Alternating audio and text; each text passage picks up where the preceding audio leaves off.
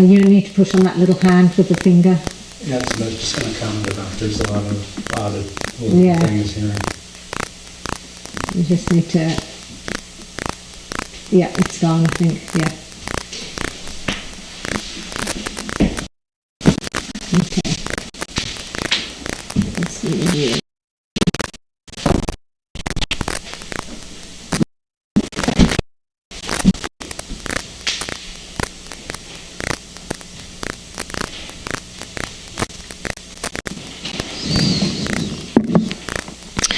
Okay, one down.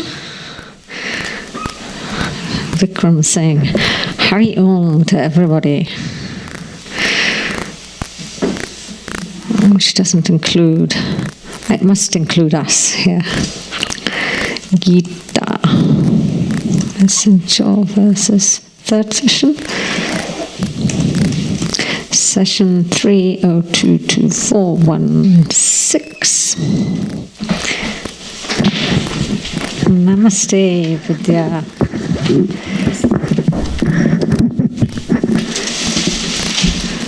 We'll wait until you're finished and then turn this on. You can just leave those in the sink, Vidya. Just put the flowers in the sink for now. Thank you.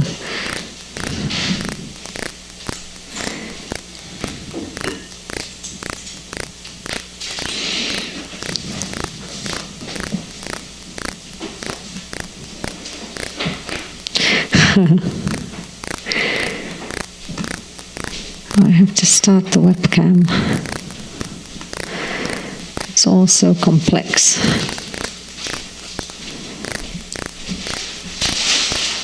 Namaste, everybody. Can you hear us?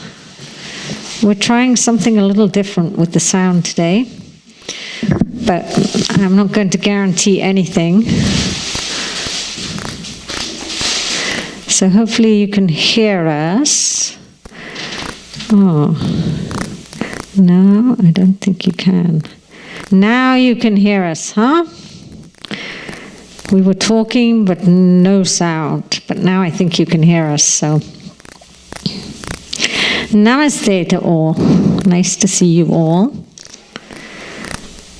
So we're back here for another round, session 3 of Gita. And I was counting today. We had 14 sessions, so no problem. We can take another 2 classes just on this one verse, which we may end up doing. So we'll see how it goes. Is it okay, Ramagiri? It's okay. So we're trying to live stream this as well, because some people have said that they can only pick up the live stream. So we're trying to do that. And we tried it last time, but it didn't work because we didn't have the sound on. But I think we have the sound on now, so let's see how it goes today. So James, that's great. You rushed home. It must be late then, 9:15. I think it's probably fairly late for everybody except for us. And here we're just having a lovely sunny day, so that's a nice thing.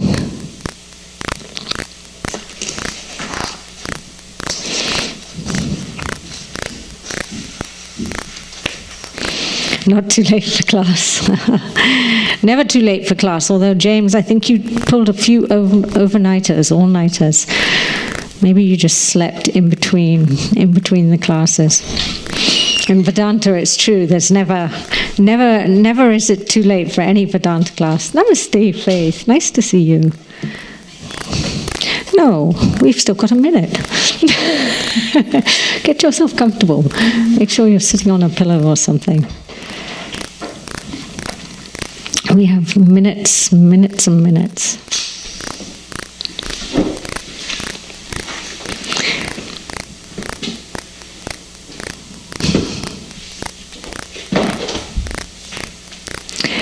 Om Sahana Bhavatu Sahana Bhunaktu Sahaviryam Karavavahai Tejasvinavadhidamastu ma Vidvishavahai.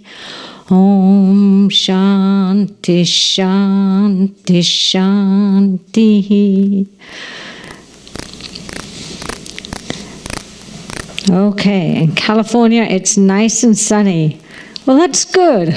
Even in California, even in Eugene, we should be saying. I think California, it's usually sunny, isn't it? I know. And that's my assumption.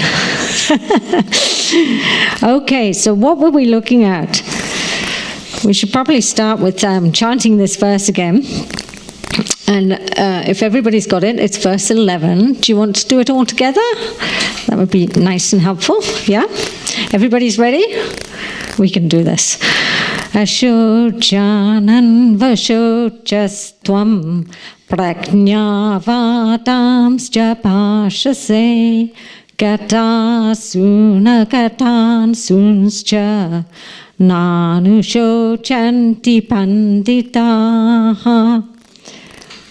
You know, I was looking back through this and that nanu, and dated myself terribly because I don't know if you remember that book. What's it? Morkamindi? No, not Nanu. Yeah. So yeah, Morkamindi. Nanu, but it's actually na, and it's actually na anu, but Nanu. You know, when you read it together, I don't know how it's written in the books or texts that you have, but it looks like Nanu, and so of course Nanu came to mind. You know, Mork had some. He was quite an interesting being, and actually I think, had some Arjuna traits in him. He was objective. Being from another planet, he was quite objective about things, and Arjuna had some of that. You're wondering, how can anybody bring Mork into the Gita? But everybody can come into the Gita. It's a text for all of us. We talked about it last time. That word tvam is there, meaning you, right? So it's not just that you is Arjuna, but it's you, all of us too. So it's not, we can bring Mork in. Mork, even people from other planets can be included in this tvam, okay? No problem. Let's bring them in. So Mork had one of the what we call adhikara traits, one of those things that is needed to study this, and that is a certain amount of objectivity, which is what Arjuna actually had as well, although here we're seeing him collapsed in the bottom of the chariot. And I'm thinking that maybe the chariot had, it was a solid-edged chariot. Not that I was around in these times, but I've seen lots of pictures of chariots. How they know what they look like, we're not sure. But they have these solid edges, so we can picture him just kind of crumpled down on the ground. And Dandava has dropped to the ground, his big bow has dropped to the ground. And he's just sitting there saying, what am I going to do? What am I going to do? So it may look like he doesn't have any objectivity. But Krishna was surprised. We talked about this a little bit last week. And Krishna was actually quite surprised by Arjuna's behavior. So we know that Arjuna did actually exercise most of the time some of this preparedness in the way of that he wasn't getting pulled into these emotions. He's had some objectivity. Anybody remember the Sanskrit for that? Vairagya. Okay, so Swamini was talking about it the other day. She was saying most people say good, and she was saying that she said most people say dispassion, for this word, but objectivity is perhaps a better word, because dispassion brings in all this sense of.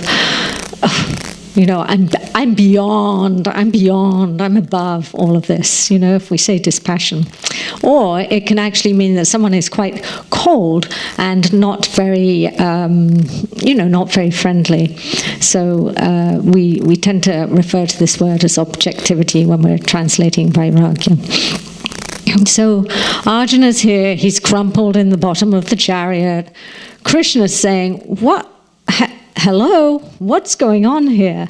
And the reason he's doing this right now is because he's been asked. Remember, Arjuna said to him, please teach me. He's reached the point of, okay, this is desperation point. 13 years in the forest, no problem. I can handle that at all. No worries at all. But you put me in the battlefield and you put me in front of my people, then we've got a problem coming on. So Krishna, Bhagavan Krishna, he's here and he's like, why have you been doing all of this Dharma? Why have you been following Dharma all of your life? What is going on? Haven't you thought about this at all, what you're doing this for? And of course, what would the answer be, given that Arjuna's crumpled up?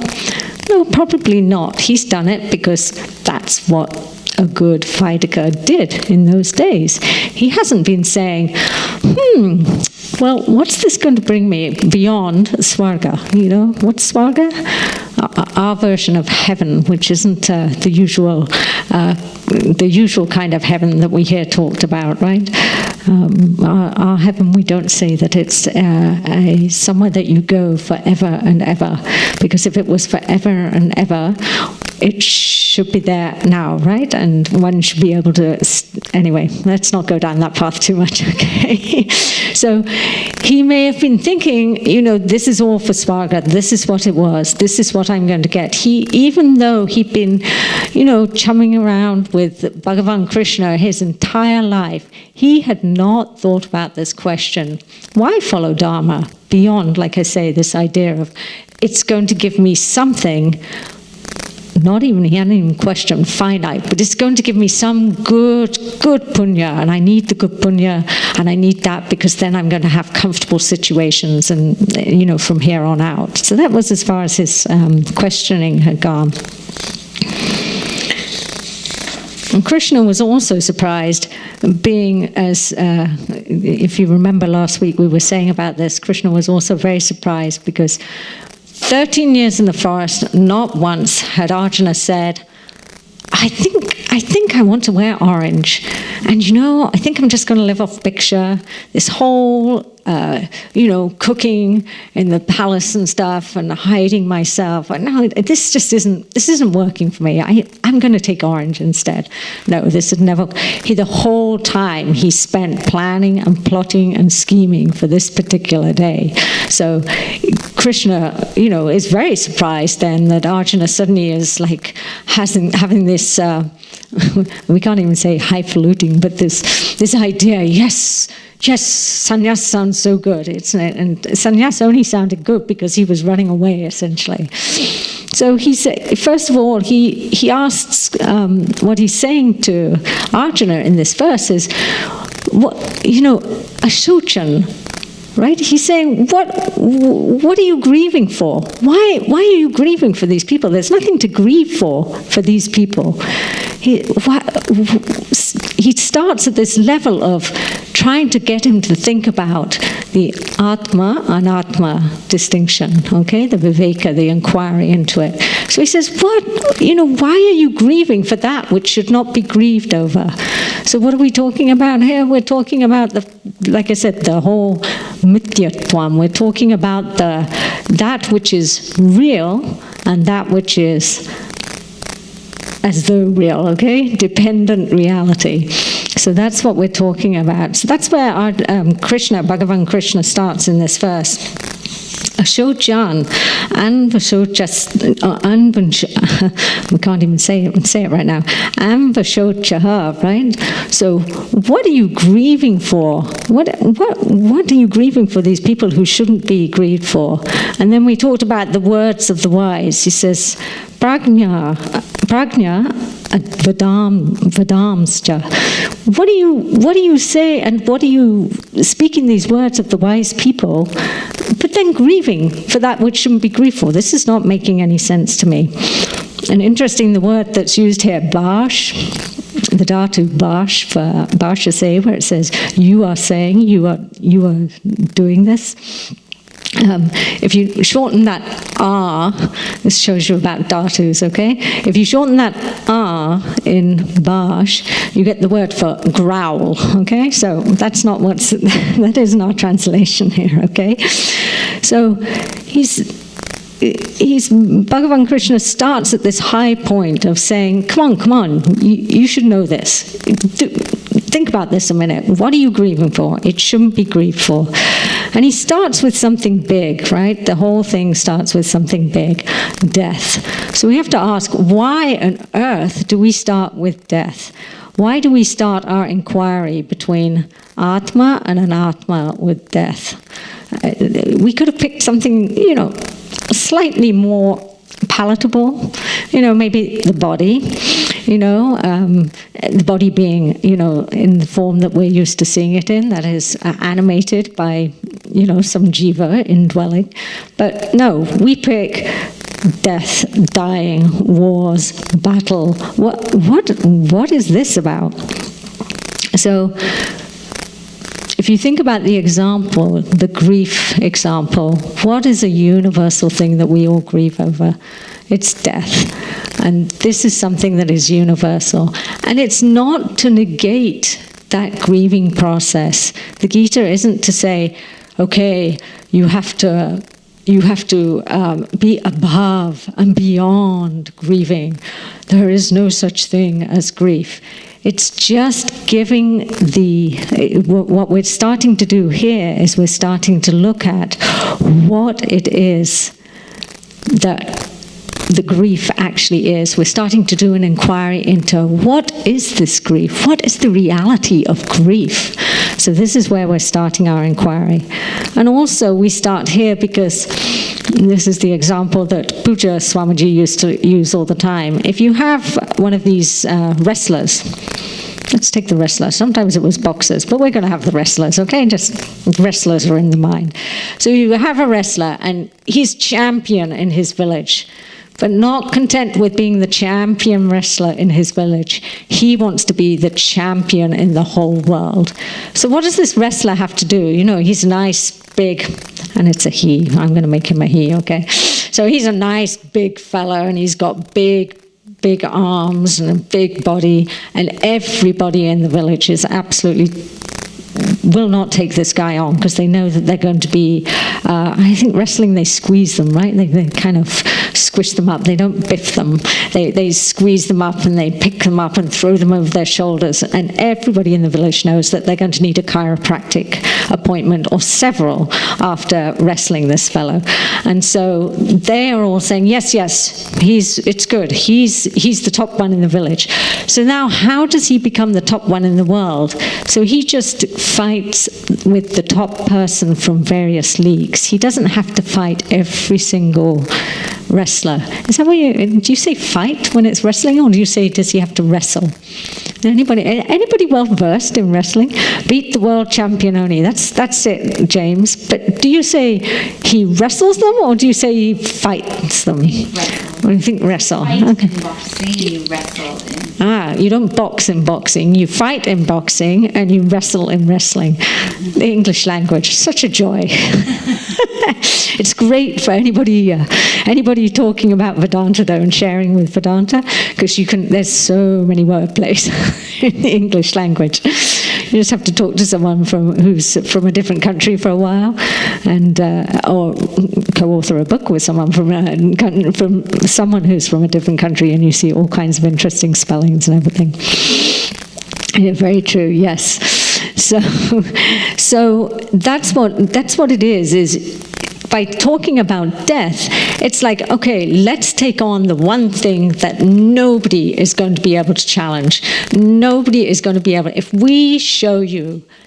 we are able to show you what this is all about, what this Atma Anatma is when we take death, then we're okay. Everything else is taken care of. So the Gita, doesn't mince around. It's not here to, let's just take some baby steps here and there. It says, no, we're going to start here, and it's okay. You'll all come along because it'll all come in and be explained. So that's what Bhagavan Krishna is. That's the task he's got ahead of him, and that's what the Gita has carved out for us right here. So let's just look at the words in the verse again. I think we looked at them briefly last week, but let's just look a little bit more into them. So this word socha, it's a lovely word. Something over which you can weep, it has the meaning of. So it lends itself to the emotion. It's not, again, like I was just saying, we don't deny that there are emotional states. It's not about the British, being from Britain, and James can relate to this one too, having the stiff upper lip. You know, although I've never really got this stiff upper lip piece. I mean, I guess this one moves around a little bit less than the bottom one because the jaw's going up and down, you know. So maybe that's what they're referring to in this stiff upper lip. But how they came up with this stiff upper lip, I didn't see too many British people when growing up that walked around going hard on lip and trying to just, you know, very difficult. So they do tend to open their mouths, you know, and speak and enunciate. So not like the French. Now the French, we could say probably stiff upper lip because they don't even move their mouths. Their lips don't move at all, and they talk, and it all just kind of runs along. And so maybe it means not showing smiling or frowning. Although I think frowning is a popular pastime, see, like this in the UK. Maybe that's just down south, James, where I was from. So anyway, so it's not about keeping a stiff upper lip. This is about seeing through and what the basis of that emotion is. What reality does that emotion have? And am I, and this is where we can say when the real I stands up and we'll be looking at the real I, am I that emotion? So this is where we start our inquiry. So it's our identity with the body-mind-sense complex that leads us into getting mistaken. I think I'm sad. I think I'm grieving. I think I'm happy. I think I'm mad. Swamini Ji went through them all last night. I'm bad. She had all the ad ones, you know, the ones with ad on the end. I'm bad. I'm sad. I'm mad. Here's one more, glad. It's got 2 letters at the beginning, but glad. All of these are where we identify with the body-mind-sense complex. And something else about these here emotions, we have no control over them. In case you know, it's not like somebody on demand can say, okay, I think now I'm going to be really sad.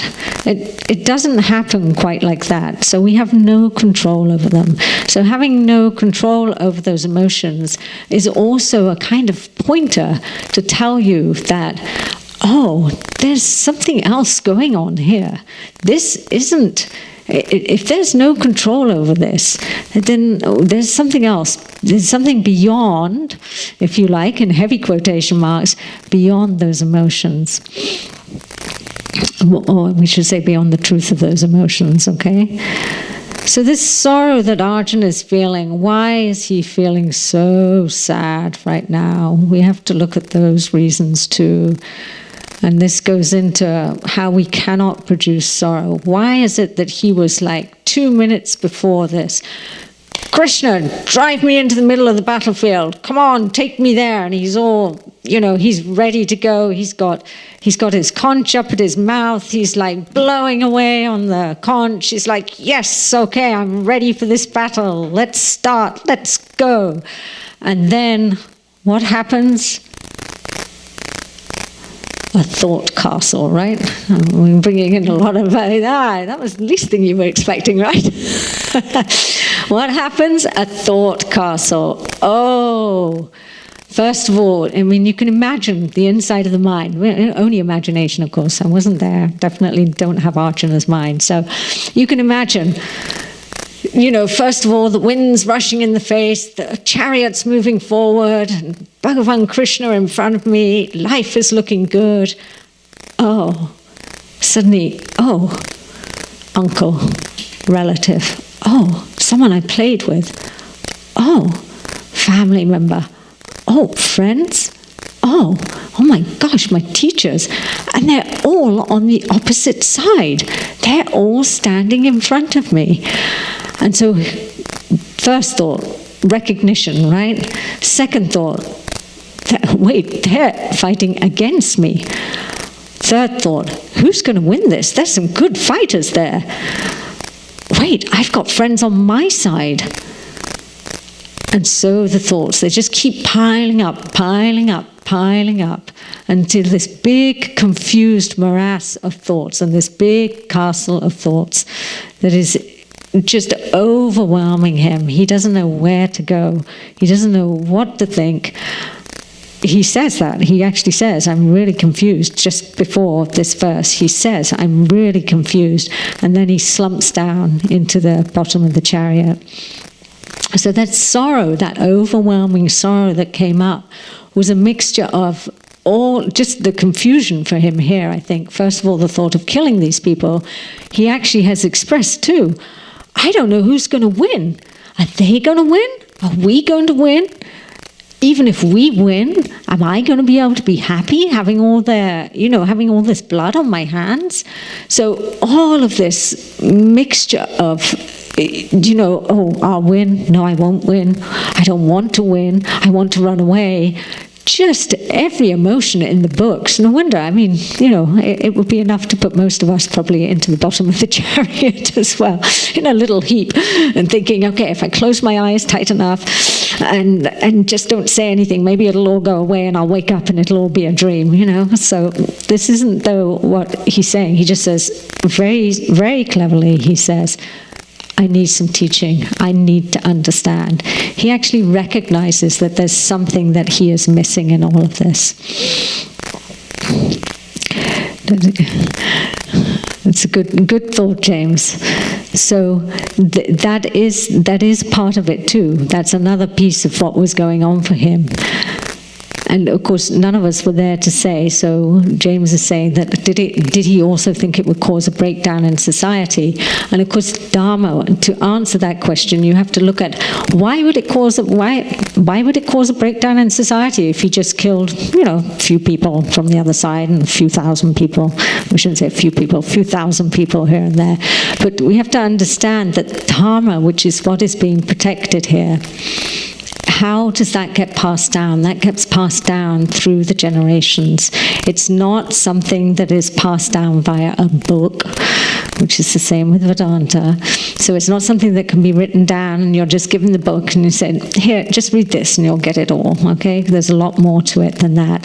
And so the way it's passed down is from person to person through the family members. And so you have to do, like the parents have to do what is right and show the children how to be and how to act and how to behave. And so if you go ahead and first of all, you're doing something that looks like it's against Dharma or not understood. And also, this was Arjuna's dilemma. He was getting really confused. What is the dharmic thing to do here? He's like, I'm faced with killing these people, and I'm also, by wiping out all of these people here, who is going to be there to pass down Dharma? There's going to be a complete breakdown in society, because where are the people going to be who are going to be able to pass this on down? So it was not a small thing that he was up against here. So he's standing there. He's really confused. All the sorrow is there. He wants to get rid of the sorrow. That's what prompts most of us to seek out something. So the desire, luckily or with all the grace that he's earned, I imagine, through his past life.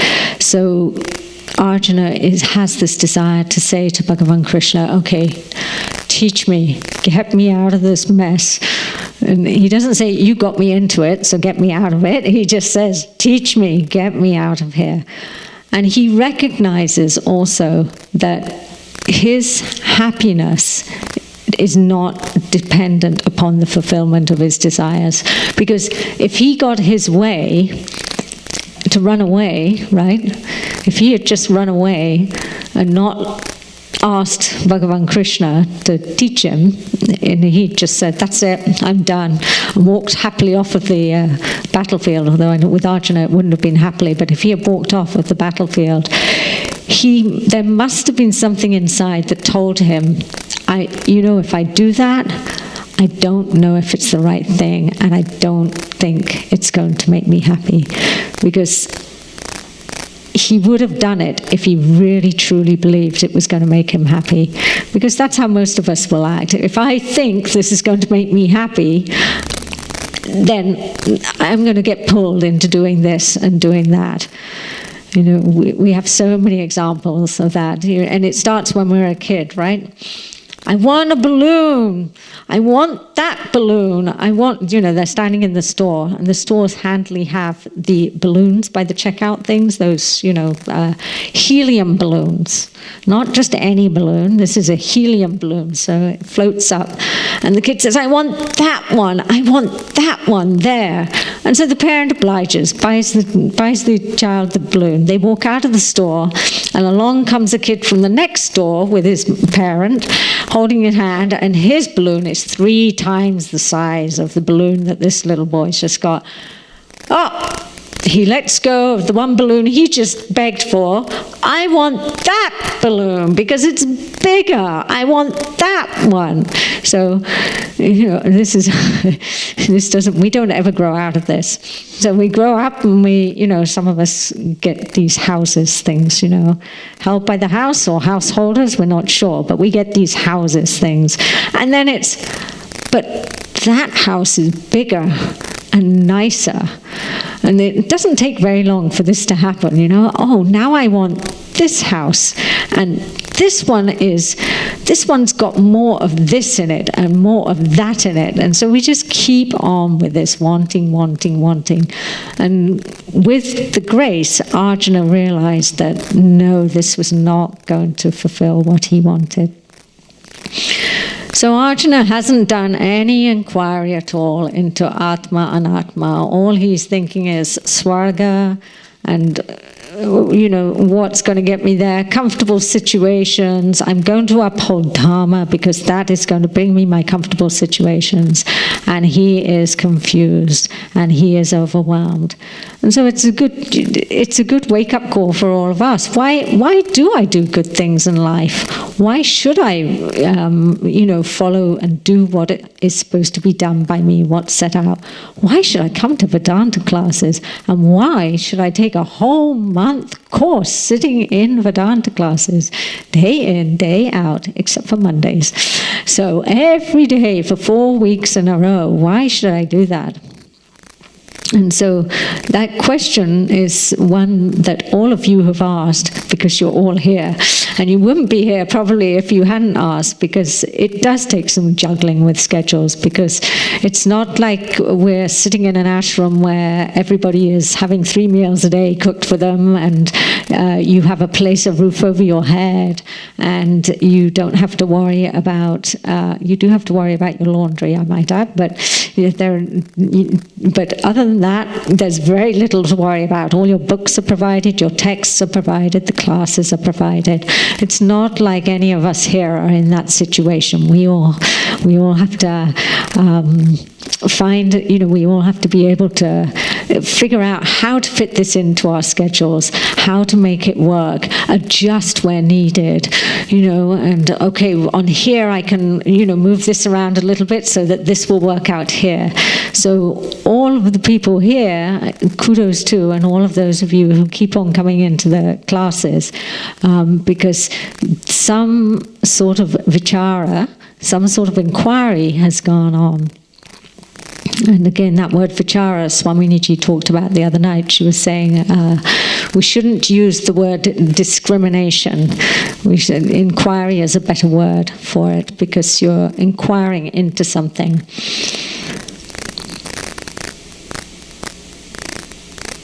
So the rest of the words in the verse that we have here, I think we pretty much are. Gata asun, right? So asu is actually a word for breath, prana. So that and gata, for anyone who has a little some Sanskrit, is the past. You know, it's how do you say that in English? Past passive participle. There we go. Okay. Anyway, let's not go to the other one. Much easier to say kta, but it's the past passive participle. Okay, so gone. So Gata, asu, breath has gone. Gone from who? Gone from, what we would refer to in English as in a corpse, right? So if there was a corpse laying there, nice savory topics we're bringing up today, death, they all fit in together, right? So from the corpse, so the breath has gone from the body, okay? And then negation in Sanskrit, we just put an in front, right? Or an un if it's a word beginning with a vowel. Swara, and then it becomes agata, okay? So agatasus, so the breath has not gone from. So nice way of saying, those who have, the breath is still going in and out, and that the breath is still not, or is not going in and out of anymore. And why choose those words? Why not just use one of the dhatus that would bring in the meaning of, death or dead? Because again, it's pointing out that just like the emotions, the breath is going in and out. There's the order is all brought into this.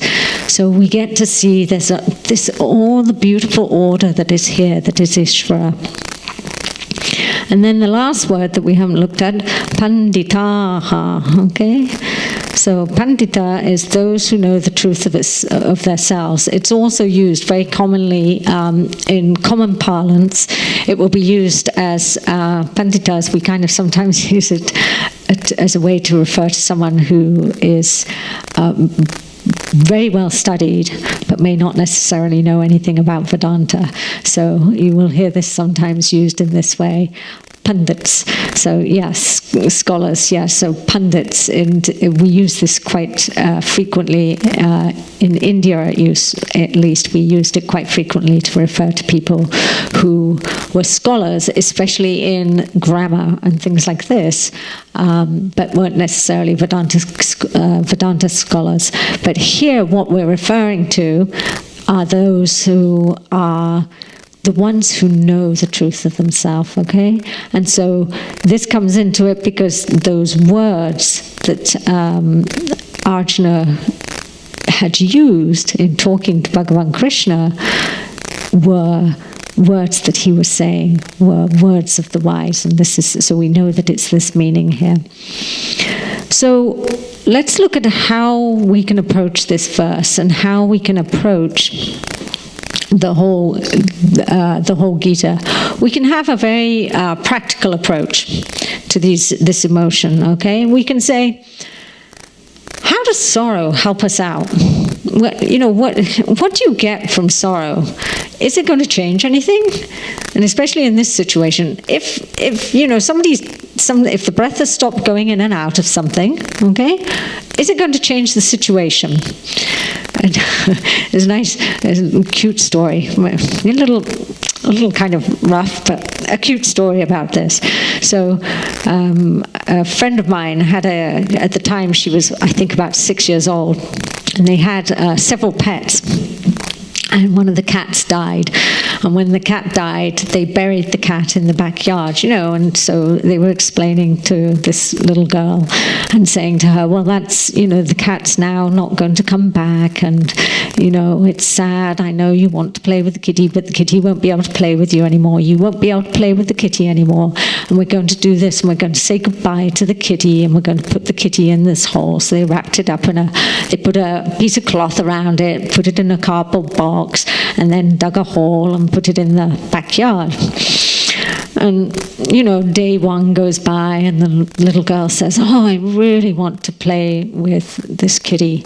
And day two goes by, and a few tears, and then, why can't the kitty come back? A week goes by.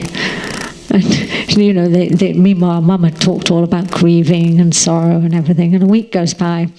And the little girl says, well, I'm done with my grieving now. Can we go and dig the kitty up? And it wasn't that she wanted to dig up the kitty body. She wanted to dig the kitty up. She thought that, Anyway, let's not go there. She thought that the kitty, once the grieving was over, that the kitty would come back to life, you know? So this was just a part of the whole grieving process and everything.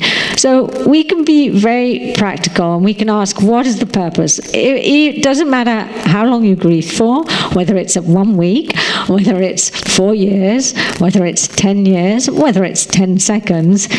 It's not going to change the fact that the breath has left the body, okay? It's just not going to do. So this is a very practical approach.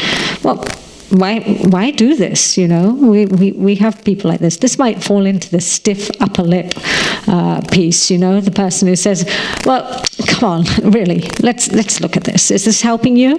Look, all you're doing is staying in bed. You're not even doing what you're supposed to do. It's really not being very useful for you. So let's quit with this piece. So there's this approach to it. Another approach is to have shraddha, right? So what happens when the breath goes away from the body? Everybody's really quiet. Oh, okay. I don't know if anybody's awake here. In Eugene, everybody's going to sleep. It's the middle of a sunny day. Having their after lunch nap, and afterwards we go for a walk. So what happens when the breath goes away from the body? What do we say? We don't know. Very good. Very, very good answer. We don't know what happens. So what we say, right, in Vedanta is that there's nothing that happens to the Atma. And, most of us here, Sukshma Sharira, yes, we talk about like some kind of soul. That's what most of the people who are here have grown up with, is this idea of a soul, and that goes on, and there's some sort of something that carries on. So we can have this shraddha, and that can bring us some comfort. It's like, oh, okay. Several people who have lost spouses after many, many years have said to me that, well, I still feel his or her presence.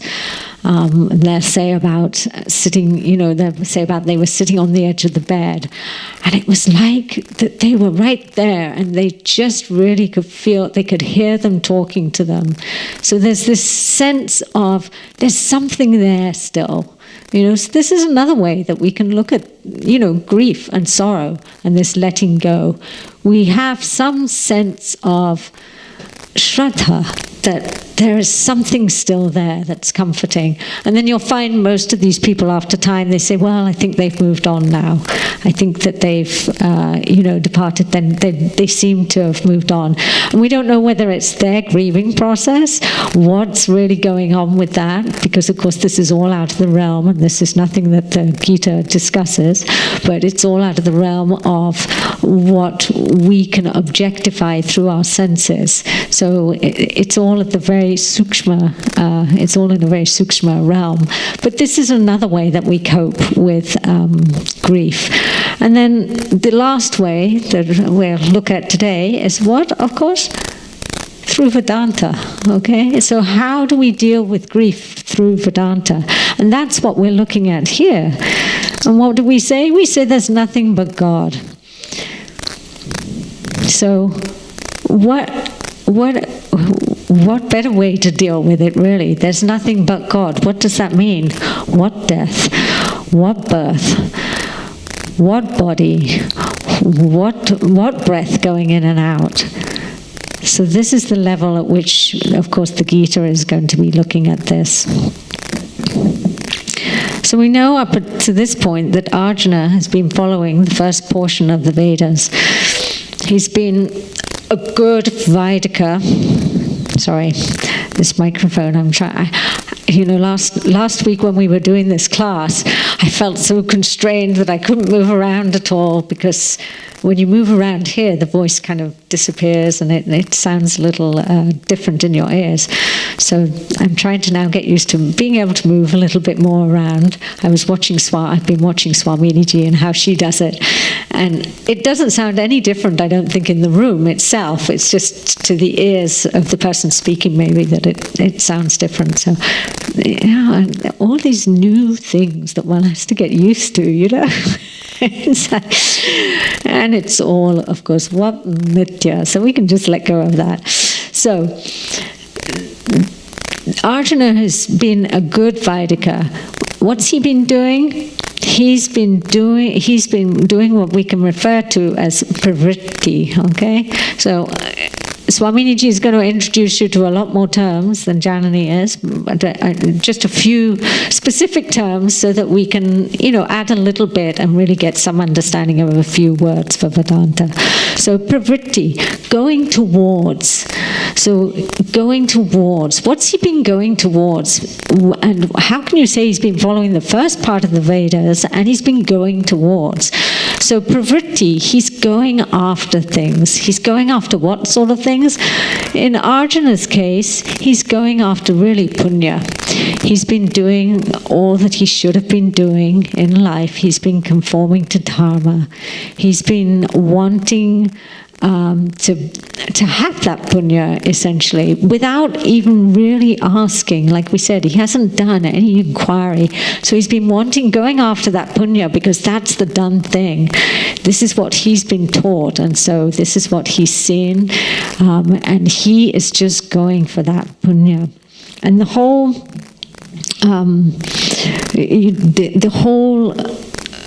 pravritti pursuit is in the realm of who? What? Here's another word for us, which we all know. You all know here, and if one's going towards something, and if I want something, and I'm doing an action. What's the Sanskrit word? Karta. Oh, karta. Oh, yes, that word, the doer, okay? So the doer, okay? So Arjuna has been very much the doer. And we can see this right now. Oh my gosh, I'm going to be the one to kill all these people? Oh no, let me out of here. So he's very, very much wrapped up in that kartritvam, okay? He's definitely not in the book. He's projecting into the future what bhukta, what's going to come down the road, what is going to be the benefits, what sort of rewards he's going to reap from this. So he's thinking of bhukta too, but right now he's definitely full on in the karta mode, okay? He is thinking, I'm the one doing this. It's not you, Krishna, it's me. I'm the one going to be doing this. I'm going to be responsible for all of this. So he's now wanting to move out of this doership, right? He's kind of burnt out on the doership. It is so common for all of us. I am so done with things being like this. I want this to be different. And it's, usually includes a little bit of, I am so sick of being with myself. I can't get enough distance between myself and me. Interestingly, there's some sort of separation going on even at this level. So here we have Arjuna, and he's saying, okay, all right, this just blindly going along. I don't think he's even got this far, though, at this point. He does get there, but this just going along, doing what's to be done, and now this is supposed to be done, but no, I have to start questioning, what is it I'm doing? I cannot not think anymore. I have to now start thinking about what this is. Teach me, take me into this. And so now we're going into nivritti, okay? So what is nivritti? It's taking a look. If we say nivritti atmaka shastra, it's that taking a look at what is being put onto that I. And I have to negate all of those things that are being put onto the I. And of course, that's quite the list, right? quite the list. And so with these 10 verses, we're going to get a good look, okay, at that list. So what is this I? So we know, what is this I? When I ask that question, trick question, right? Because what are we doing when we're talking about nivritti? Negation, right? So we are negating what this body-mind-sense complex is. Sorry, not the body-mind-sense. We are negating the body-mind-sense complex, but we are going to start with negating the whole body-mind-sense complex. So it's very easy. What am I? Well, let's start with my mind. We had a lovely class on this last night. I hope you all got to watch the either attend in person or watch Amrita Bindu Upanishad class by Swamini. Very nice negation of the mind. So this is where most of us get stuck in a very big way, okay? But we're going to start with the body first, body, mind, sense complex. So let's start with the body. So the body, I take myself to be the body. How do I take myself to be the body? And the classic example that Pujya Swamiji and Swamini Ji both use a lot is, let's say that, don't try this at home, okay? That's the disclaimer, okay? Do not try this at home. But let's say that you are standing for some unknown reason with your hand up like this, out in the forest, and it's hunting season, okay? I don't suggest this, but, I'll have an orange, what do they wear? Those orange jacket things, yeah. So, and a bullet goes, we're in Oregon, what to do? Unfortunately, we have hunting seasons here, that's just what it is. So a bullet comes and it goes between here or here or here or here, okay? What do I say? Oh, Abba, whew, that was close. That missed me. Okay? So what am I identified when I say that missed me? I'm identified with the body all the way from the top hair on the head, or the chuti, if one is a traditional brahmachari in an ashram somewhere, the little chuti, the little tuft of hair sticking up here. So all the way from, let's keep it, we're in America. Okay, so the guys with the, what's that called, mohawk. Yeah, so all the way from the tip of one of those little bits of hair that's sticking up, all spiky, you don't see those so much anymore. I think they've... Oh, you do? Yeah, I just don't hang out in the right places, obviously. I'm being told that you do. You have to hang out in the right places to see these, jaggedy hair things. So all the way from that top hair on the head, all the way down to, let's go down to the toenails, okay? Forget the fingernails, that's only halfway down the body. We're going down to the toenails, okay? All the way down to the toenail. Me, right? And then now we can come back to our bullet example. If the bullet goes through, say that they're sideways and they somehow think it's a porcupine standing, because sometimes it's the big, wide, zigzag hair things. I think that was the Sid Vicious, right? Is that there? And then, see, look, all these names coming back now. It's amazing. Bhagavan's so good. Then there's the real thin, spiky ones that look like a porcupine. So say you're out somewhere and someone, tries to shoot, and it actually does knock, this bullet knocks into that, one of the hair things sticking up. They must use so much hairspray. It must be really bad for the environment. Anyway, so the bullet knocks into that. We actually don't say, I think we would probably be scared, but it's not ow, because that hair actually doesn't have a sensation in it. But it's still my hair, even though we happily, some of us happily chop it once every, she's covering it up quickly. Some of us happily get the clippers out, once every 4 months, every month or so, every 4 weeks, and cut it. But there's no sensation there, but it's still my hair. I'm having a bad hair day. This I'm used to hearing, not from these lips. It's it's just what it is. But I'm having a bad hair day, and then straightening it if it's naturally curly. In fact, I've been working with someone I go into an office, part-time, and I've been working with this one person for nearly two years now, nearly a year and a half. And she came in just last week with wavy hair. And I said, you've done your hair. I'm very unobservant about these things normally. But this was a remarkable, it just struck me. I said, you've done your hair. It looks really nice. And she said, this is natural. This is the first time I've seen natural hair. She says, usually it's wavy. I straighten it every morning.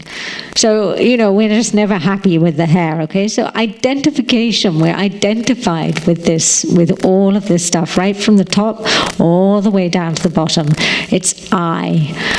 So when you chop off the hair, when you chop the fingernail, is that I that's laying down there and that you sweep up, or the hairdresser? Most people go to a hairdresser, right? And they sweep it up, they put it in the bin. Are you like there standing, as we're on this morning thing? Oh, hair. Oh, I'm so sad to see you go. You don't deserve this kind of burial. You deserve to be taken out and sprinkled on the Ganga. No, we don't do that. So what point does that become not I? So these are all ways that we can start negating this body. And there's, of course, the Upanishads go through all sorts of lovely ways of negating. But another way we can think about it is not just a pleasant way, of course, but sometimes something will happen, especially if you're a woodworker. Sometimes something may happen where a digit, what's a digit? A finger, right? A digit or a thumb, a finger or a thumb, may be detached from the hand, the rest of the hand, okay? And does it become a non-hand at that point? If you lose a digit, it's still a hand, right? And when does a hand not become a hand? And is the finger, let's not think about the finger lying somewhere else, that's not so nice, but anyway, is the finger, is that I? Am I still a complete I without that finger? Or did I lose something? Have I become non-I? So where is this whole thing with the body? What am I actually identified with? Do I really need all these bits in order, to think of myself as I? So, of course, we all being good Vedantins know the answer is no. I'm not this body, no problem. Until someone comes and sticks me with a pin, or I stand on a bumblebee out in the backyard, or it's the wrong time of year for that. Let's say, or it's better one. It's very, very cold, and one's on the bicycle. And one is commuting to work thinking, this was really 2 glove weather, not 1 pair of glove weather, because the digits are freezing down slowly. And so all of these ways we get then we get identified. Oh gosh, this is so painful. Oh my gosh, the fingers, I can't, they're never going to warm up again. Oh my goodness. So all of these ways we are firmly identified with the body. So we have to keep looking through that. We have to keep seeing that body. We have to keep thinking about, okay, how come I am not this body? Of course there's a natural identification with it. We all have it. And it's not to say that we shouldn't take care of this body. This body is the house of that which is allowing us to sit here and absorb and assimilate this teaching. So we have to take care of it, but we just have to be careful that we don't spend too much time obsessing. And usually at this point when we start, and why make a break in tradition? We start talking about obsessing about the body. We have to talk about runners and people and breathers, the yogis who sit around extending their life by breathing slowly. But being as we're in Eugene right now, we're going to talk about runners, Why do you run? And I talked about this the other day. I believe I talked about this the other day. Or it was in a different class. But there's somebody at this same office. office is a great place. I highly recommend having a job in an office for some time, because you meet so many fascinating people. Yes, the runner who for every year of his life runs that many miles. And so it doesn't make sense to me, because the more years you go up, the more miles you have to run, the older the body is getting. So much time into keeping this body running. So then what other places do we get hooked up? Where else do we get caught in this idea of I being something that I is not? Where else do we superimpose onto this I? So the emotions are a good one. We talked about that a little bit ago. The emotions. I am the one who's sad. I am the one who's happy. And here's another one, more with the pranic level, right? I'm so full. Or, what a time for this class to be. I don't know whether to eat lunch before, because I'll fall asleep in class, or should I eat lunch after, in which case I'll be hungry and I'll spend the whole class thinking about, I should have eaten something before. Maybe I should eat half my lunch before and half my lunch after class. There, that will work. Then I won't fall asleep during class, and I won't be thinking totally about the stomach, so I might hear something that goes on. And so maybe this is the solution. This is the pragmatic approach, right? So, and the prana, very much. This is another one. I'm hungry, I'm thirsty. And this is the train story. There's a couple get on the train, and in India, the trains go on for days and days. I had the very dubious... No, it was a great experience. Taking the train from the southern India, Coimbatore, all the way up through Delhi, past Delhi, all the way up to Haridwar. And it took 4 days total. We were on the slow train. And not in AC. So just in the regular common. We did have bunks, but we weren't in AC. And they do come around with water. You can't drink the water, though, especially if you have a body that's grown up in a country other than India. You don't want to drink the water on the train. So you do get on the train, and you can have luggage with you, and you can, take all your supplies and everything. However, all your supplies do not last long, because you make friends with everybody around you, and then you share this, they share that, and pretty soon, after the first day, the water supply's out. The train does stop, which is part of the reason why it's so slow. So you have to know how long it's going to stop in the station, as to whether you've got enough time to actually run, get the bottle of water, and bring it back onto the train. So all of these things, learn all of these things before you catch a train going all the way up through India, okay? So the story goes that there was a couple on the train, and the train is miles and miles away from the next station, and there's no water. And their husband is sitting there going, my gosh, I'm so thirsty. And it's at least 2 hours to the next station. And 2 minutes go by, not even 10 minutes, 2 minutes. God, I'm there. My mouth is so... can't do this. I am just so thirsty. And this goes on and on and on and on and on. And we won't say on and on and on for the 2 hours that it took to get to the station. The man gets the train, pulls into the station. What happens? The man runs off the train. He goes straight to the nearest place to get the water. He buys the bottle of water. He lugs it all back, manages to make the train back, gets a bottle of water, extra bottle of water or two, and takes one back for his wife as well. And he gets back on the train, sits down, and the wife's thinking, she sees him with all the water, and she sees he's got some water trickling down his mouth here, so she knows that he's satiated. She thinks, now I'm going to have some peace and quiet. Between here and the next station, at least, I'll be able to sleep. I couldn't sleep the whole way from that last station to this station, because all the time he kept having to remind me, I'm thirsty, I'm thirsty, I'm thirsty. So now at least he's going to be quiet. The train starts up. What happens? He starts up. What does he say? I was so thirsty. My goodness, how could anybody be that thirsty? Yeah, how do you have to, why does the train not stop on these, all the way to the next station? So by the time you get all the way up through India, you know, it's a long time without any sleep, because there's always somebody who's have something going on with this body, okay? Whether it be at the body level, whether it be at the pranic level. Pranic, okay, Swamiji's favorite, don't put ik on the end of the Vedantic words, okay? He used to say and then would laugh heartily. So that's what we all do. Okay, so now I've dismissed this. So what? You've dismissed the hunger? How did you dismiss the hunger? I'm not ready to dismiss hunger. The hunger is there, yes. That's very true. The hunger is there.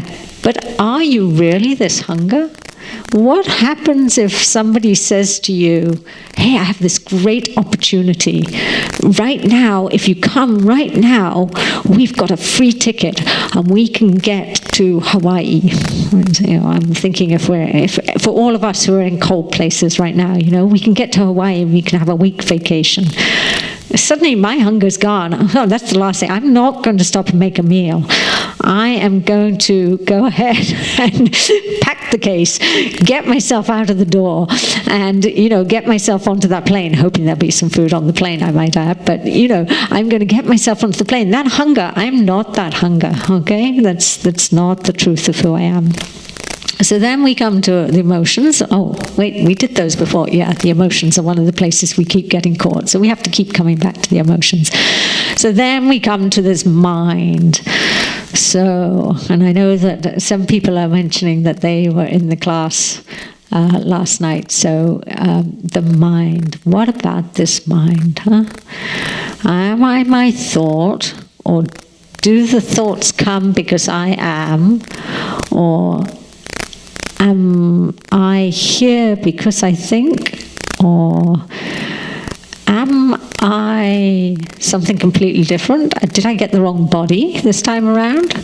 Many people who I talk to, my father included on this one actually, this is an interesting thing.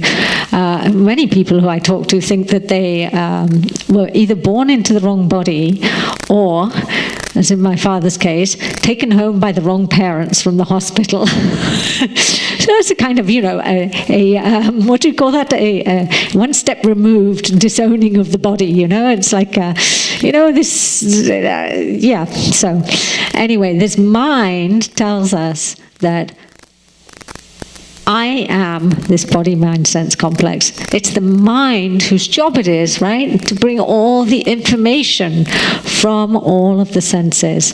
That's the one that takes everything in. Oh, I see the box of cookies standing up on the counter. Hasn't been opened yet. That means there's a good chance there's still cookies in that box of cookies over there. Oh yeah, hunger. Yeah, class nearly over. Yeah, maybe beer. Yeah, it's the mind bringing back the first piece of information. What? The box of cookies on the counter. I actually can't see. I just happen to know it's a box of cookies. I can't see that far. So, but there is a box up there. So it's the eyes are bringing that information in. The mind says what it is. The mind is the one that then makes the determination. Doesn't look open. Must mean there are still cookies left in it. The mind. And as Puja Swamiji and Swaminiji say, the mind is the whipping boy. It's the mind's fault. That's why. That's the whole problem. Just get rid of the mind. And just like the man with the headache, how do we have to get rid of the mind? Off with the head. Even though we talked last night, where's the mind? Sometimes we say it's down here, right? But there seems to be there must be something going on up here as well, because otherwise, you know, this could go, perhaps as long as you know, did a blood transfusion and made sure that and maybe the body could keep going for a while. So there's some connection between here and here. So the mind is where we get stuck most of all. And this is where we see Arjuna right now. Arjuna is stuck in this mind. He is just thinking. what to do, where am I, what is the next step that we should take from here. And with that, we're going to end the class 10 minutes early today, okay? So, not because the cookie's on the counter, I might add. But we're going to end 10 minutes early here today. Some unexpected things come up that need to be taken care of. So we'll end here, and we will find out tomorrow what to do with this whole body-mind-sense complex, how we're going to deal with this, how Arjuna is going to deal with it. And we'll maybe move on to the next verse, okay? Om Purnamadav Purnamidam Purnat Purnamudachyate Purnasya Purnamadhaya Purnameva Vashishyate Om Shanti Shanti Shanti Hari Om Shri Gurubhyo Namaha Hari Om. Okay, thank you all, and this has been recorded so that those of you who are going for the certificate, what we will do is it's actually Krishna Kavita who's following all of that, so you can let her know, and if you're not going to be in class, that would be most helpful, okay? Looking forward to the next class. So am I. It'll be tomorrow. We don't have too long to wait, okay? So I'll see you all then, and we'll be seeing you all in 3.5 hours, right? No, 6 o'clock. 4.5, 5.5 hours, something like that, okay? My math is failing me. I think it's actually 3.5 hours. Yeah, we'll see you all in 3.5 hours. Get some sleep in between, wherever you're at. It'll be a riveting class tonight with Swamini Ji, okay?